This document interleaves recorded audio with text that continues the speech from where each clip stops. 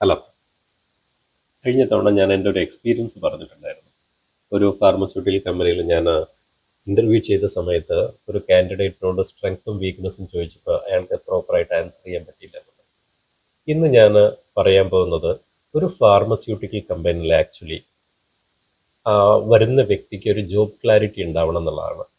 ഒരു job clarity ഉള്ള ഒരു വ്യക്തിക്ക് ഒരു കാൻഡിഡേറ്റിനെ ഹയർ ചെയ്യാനായിട്ട് ഏതൊരു മാനേജർക്കും ഇഷ്ടമുണ്ടാവും, അല്ലെങ്കിൽ ഏതൊരു കമ്പനിക്കും ഇഷ്ടമുണ്ടാവും.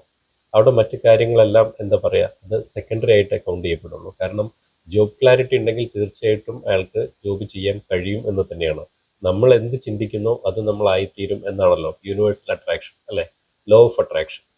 അതുപോലെ തന്നെ നമ്മൾ എന്ത് ചിന്തിക്കുന്നോ നമ്മൾക്കത് പറയാനും പറ്റും. പറയുന്ന വ്യക്തിക്ക് തീർച്ചയായിട്ടും പറയുന്ന കാര്യങ്ങൾ ചെയ്യാനും കഴിവുണ്ടായിരിക്കും എന്ന് തന്നെയാണ് അതിൻ്റെ ഉള്ളിലുള്ള ആ ഒരു സത്യം. അപ്പോൾ ഞാൻ എന്ന് പറയുന്നത് ജസ്റ്റ് 3 പോയിൻ്റാണ്.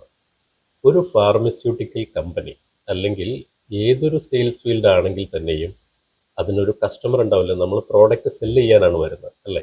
അപ്പോൾ പ്രോഡക്റ്റ് സെല്ലിങ്ങിന് നമുക്ക് കസ്റ്റമർ വേണം.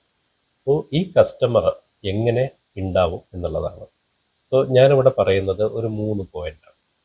1 ഐ, 2 ആർ, 3 സി. IRC.